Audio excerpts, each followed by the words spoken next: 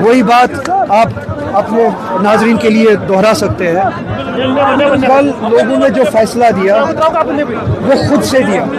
मैंने न किसी पार्टी की मुखालफत की, न किसी पार्टी की हिमायत की। मैंने सिर्फ लोगों से ये कहा कि मैं इन हालात में अपनी पार्टी के लिए कैंपेनिंग के लिए नहीं जा सकता।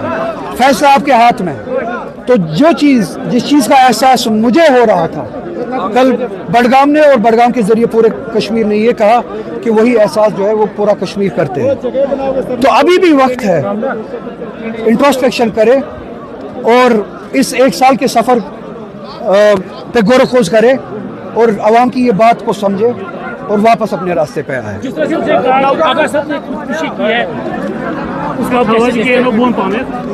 मैंने अपने तकरीर में इस बात का जवाब दिया, मैं एमएलए बनने के लिए परेशान नहीं हूँ। और बदकिस्मती है कि उनकी सोच इतनी छोटी है कि इन हालात में भी वो सिर्फ इतना सोच पाते हैं कि कब और कैसे एमएलए बन सकते हैं।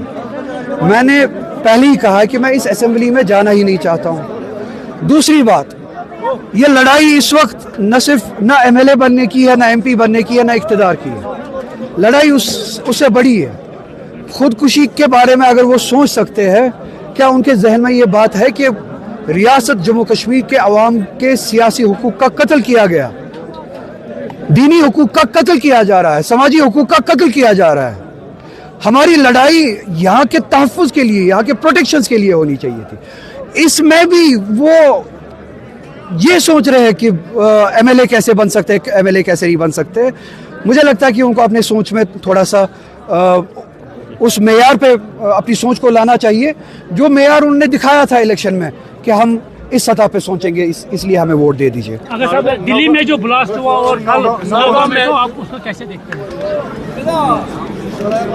उसके नतीजे में जो जाने गई दिल्ली में भी, उस दहशतगर्दी के नतीजे में जो जाने गई दिल्ली में भी और कल यहाँ श्रीनगर में भी, हम उनके न सिर्फ दुख दर्द को समझते हैं, इस तरह के हादसों के हमने महसूस किया है। तो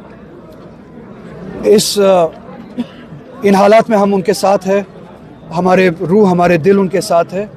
और इसी के साथ साथ मैं ये कहना चाहूँगा कि कब वक्त आएगा, 11 साल हो चुके हैं इस बीजेपी की गवर्नमेंट के दौरान, हर साल कहीं ना कहीं कोई ना कोई टेररिस्ट वाक़या पेश आता है जहाँ पे लोगों की जान ज़ाया जाती है।